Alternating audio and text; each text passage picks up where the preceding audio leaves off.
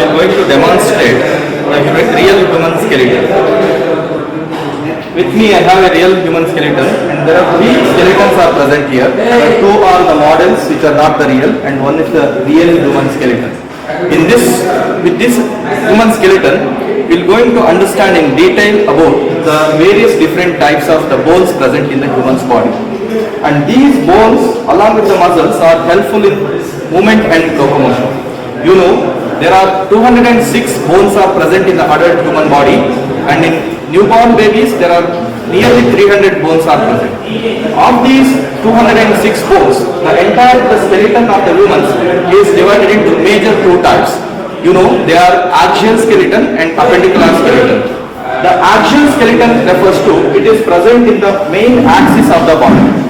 The main axis of the body contains the axial skeleton, and appendicular skeletons are the skeleton or the bones which are present on the lateral sides of the body are called as appendicular skeleton. This is the main classification of the bones. The 206 bones are classified into two major types. They are axial skeleton, which includes the skull, ribs, and on the dorsal side, this is the ventral side, and the behind is called as dorsal side. On the dorsal side, there is a supporting rod-like structures. It comes the skeleton. So here, there is a supporting rod-like structure is present, and this is called as vertebral column. And this vertebral column has the single unit of the bones called as vertebrae are present. So the axial skeleton includes the skull, vertebral column, and the ribs. And this ribs makes the ribs cage in which the most of the soft organs are placed. And another is the sternum. So these are the part of the axial skeleton. So we will see each of the bones of the axial skeleton and with their names. So there are 80 bones are present in the axial skeleton. Of the 206 bones, 80 bones are present in the axial skeleton. The skull is divided into the two major parts again. The skull has total of 29 bones, and it has majorly the cranial bone which make up the cranium, the cranial part which encases the brain, and the facial bone which makes the facial part of the skull. There are 8 bones are present in the cranium and 14 bones are present in the facial. So 8 and 14 bones are present. Along with this, there are 3 and 3 ear ossicles. So here you can see the canal. The canal is present on the temporal bone. Within these canals, the ear are present. And within that, there are smallest bones present in the body. They are malleus, incus, and stapes. Of these three, you know, the stapes is the small among these 3 bones. There are 3 on either side of the ears are present. So, and another bone is called as the hyoid bone. It is the U-shaped bone, that is the only bone which is not attached to any other bones, that is present here in the throat region, that is helpful for the phonation or producing the sound. That I am able to produce my sound because of the sound box, in which there is on the upper side there is a U-shaped structure called as hyoid bone is present. So these are the various types of the bones in the skull region. The 8 different bones of the skulls, they are frontal. So see this front part of the bone, it is called as frontal bone. On the lateral side, on the upper lateral, there are pair of temporal parietal bones are present, and these are the parietal bones. There are 2 parietal bones, and on the either side there are 2 temporal bones are present. If you observe carefully, there is a depression here. So this depression is called as temporal fossa. See here, this temporal bone has the depression, and this depression is called as temporal fossa, and this temporal fossa has various different types of the muscles which helpful for the movement of the jaws. These muscles, the muscles attached to this temporal fossa region, and that helps in movement of the jaws. This is the frontal bone, parietal bone, these are the parietal bone, these 2 are the temporal bone. Here is a temporal bone, and on the other side is a temporal bone, and here is occipital bone, and this occipital bone has the condyle, that is the ridges present from the ventral side. When you observe carefully from the ventral side, there are ridges are present. There are ridges are present, and these ridges are called as occipital condyle. And this ridges, occipital condyle, which attaches with the first vertebrae and helps in various different types of the head movement. So the bones of the brain, bones of the skull are frontal bone, 2 parietal bone, 2 temporal bone, and 1 single occipital bone. So total of 4, 5, 6 bones, and remaining 2 bones, they are sphenoid and ethmoid. The sphenoid and ethmoid bones are present inner to the skull. They are making the basal part of the head region. So one small portion you can see the sphenoid bone. This is the part of the sphenoid bone, and when you see from the orbits, this is the orbits in which the eyes are placed. Here is the sphenoid and ethmoid bones are present. The sphenoid and ethmoid bones are the part of the cranial bones. Then there are 14 facial bones are present: maxillae, mandibles, lacrimal, nasal, infranasal. These are the parts of the facial bones. This is the only bone that is movable. Remaining all the bones are immovable. There are sutures are present. See these small regions, they are the attachment of the 2 different bones. They are called as the sutures, and these sutures are immovable type of the joints. There are coronal suture. See this, the frontal bone and the parietal bones are attached with the coronal suture, and there is on the lateral, on the posterior side, there is a sagittal suture is present, and lambdoidal suture is present, and here is the temporal suture is present. So these names of these sutures are also very important: the coronal suture, sagittal suture, temporal suture, and these are lambdoidal suture. This is the occipital bone. The occipital bone with the parietal bone, there are lambdoidal sutures are present. So that is about the skull. One part of the axial skeleton. Next we will see with the another part of the axial skeleton, that is the vertebrae.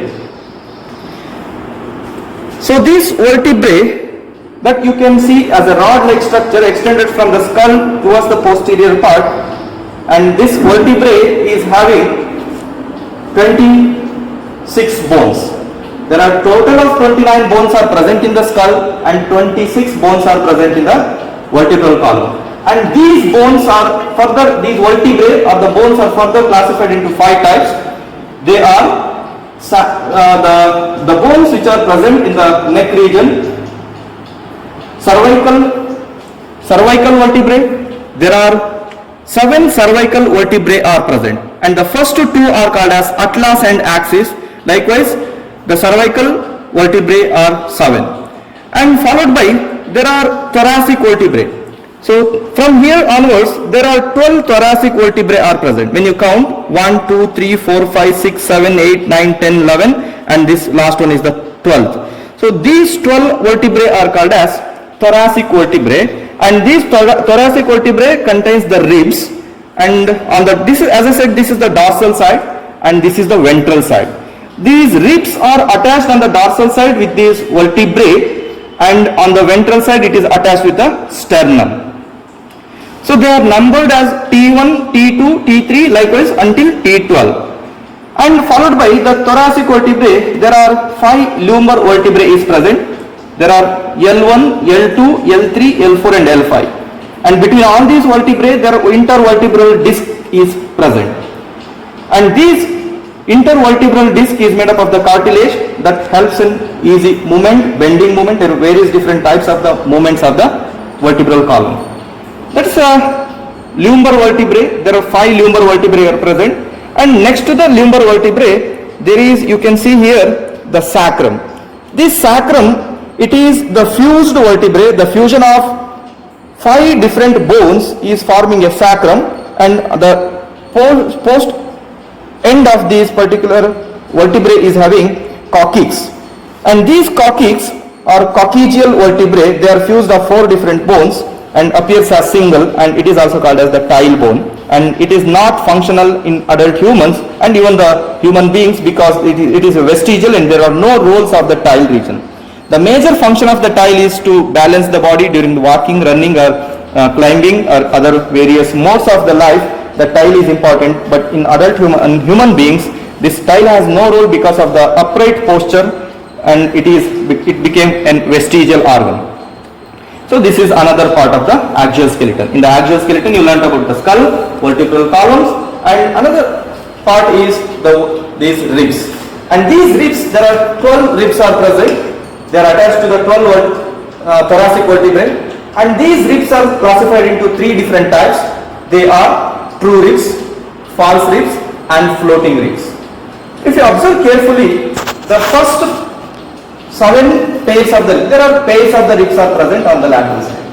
One pair is present on one side and another pair is present on the other side. So these 7 pairs of the first 7 pairs of the ribs are directly attached with the hyaline cartilage with the sternal bone or sternum. So they are called as the true ribs. Followed by these true ribs, the 8th, 9th and 10th. So just we will go count these number of ribs. 1, 2, 3, 4, 5, 6 and 7. Look here, the 7th rib is directly attached with its own hyaline cartilage. So this is not the true hyaline cartilage, and as the hyaline cartilage will disintegrate gradually, only the bone remains. So this some artificial substances are used in plastering these ribs with this sternum. So this until the 7th rib, its own hyaline cartilage is helpful in attaching with the sternum. Whereas these next 3, 8th, 9th and 10th, see this 8th, 9th and 10th ribs are not attached directly to the sternum. It has attached with the 7th rib, and so that it is called as the false ribs. True ribs are 7 pairs, next 3 are the false ribs, the number 8, 9 and 10. Then after the 10th pair, the 11th and 12th are not attached on the ventral side. These 11th and 12th ribs are not attached, so these are called as floating ribs. So this is about the ribs and also the axial skeleton. We will see with the appendicular skeleton. The appendicular skeleton includes the arms or the ribs. These appendicular skeleton includes the limbs, forelimbs and hind limbs and girdles. Girdles are pectoral girdle and pelvic girdle. The pectoral girdle, there are 4 number of pectoral girdle, and there are 80 number of axial skeleton of the 206. Remaining 126 are the part of appendicular skeleton. This appendicular skeleton, as I said, that includes the limbs and girdles.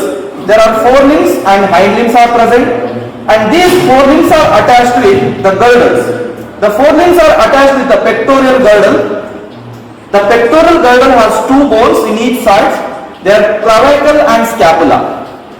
So observe these bones carefully, students. This is the scapula, which is roughly a triangular shape and present on the dorsal side of the human body. And these are having the various parts, and this is the entire is called as the body, and it has the processes.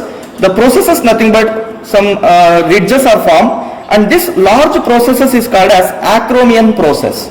And this acromion process, and this is the scapula, and this bone is called as the collar bone, the clavicle. The clavicle and scapula with acromion processes, it forms into a cavity, and this cavity is called as the glenoid cavity, and to this glenoid cavity the humerus, the bone, the head of this bone is attached, and this helpful in the easy movement of the arms, and such kind of the joints are called as the ball and socket type of the joints. So this appears as the ball and this is the socket, the ball and socket type of the joints. So this is about the clavicle, the scapula, and this is about the pectoral girdle, the clavicle and scapula, So we will see with this another bone, the pelvic girdle. The pelvic girdle, it appears as a single unit, pair of single unit. So there are two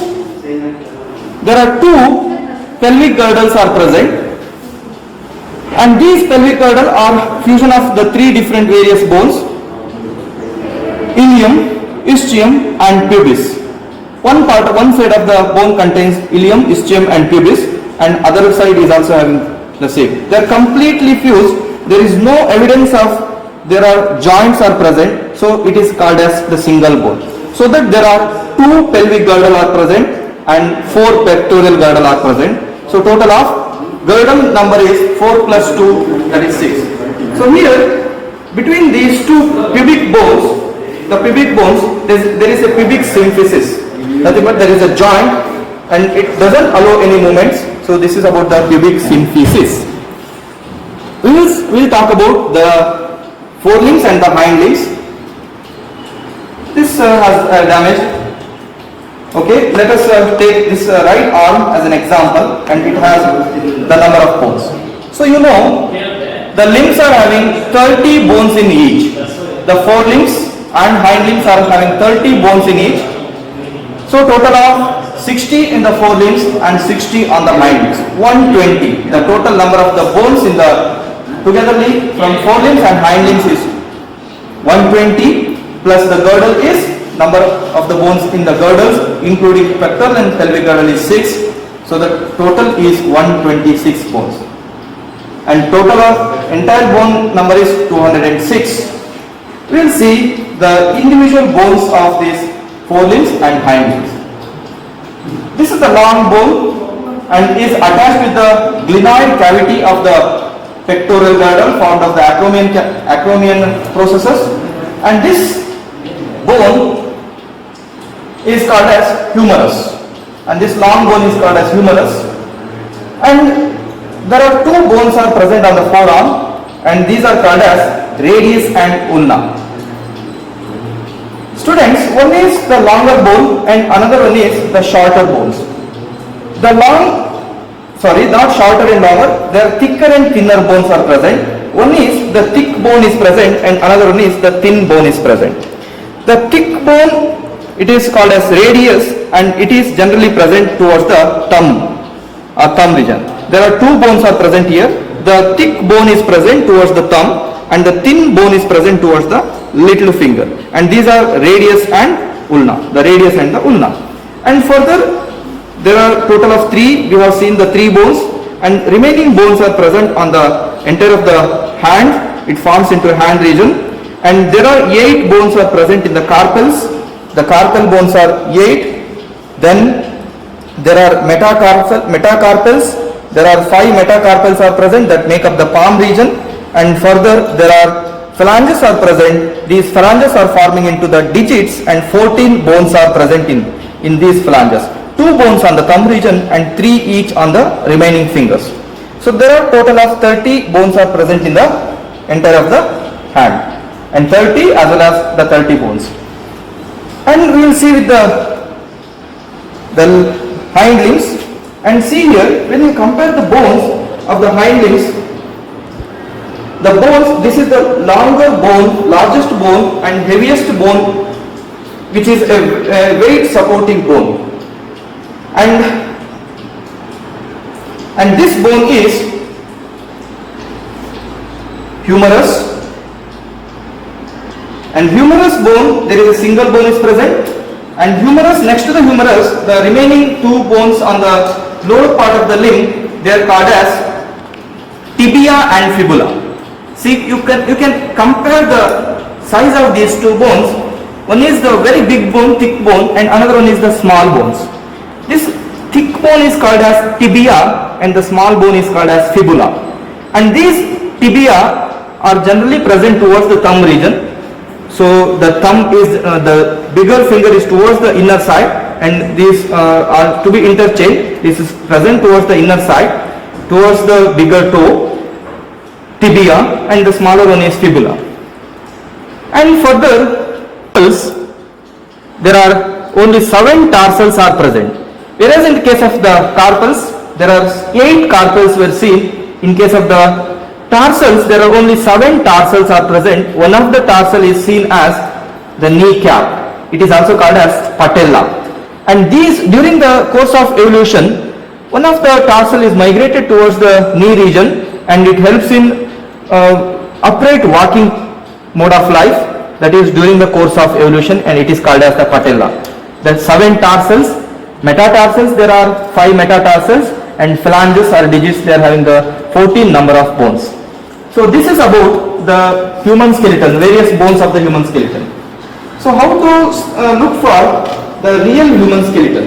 When you observe carefully here, the real human skeleton, so here there are, you can find the cavities or the canals, and these canals, I hope you are all getting, you can clearly see these things, and these cavity, small pores are present, and they are called as some Haversian canal system, and Volkmann canal systems are present horizontal to this Haversian canal system. They are present vertically, and in which the blood vessels are run in and out to the blood into the bones, and various supplies of the nerves, blood vessels, lymphatic tissues, all these are supplied with these small pores present.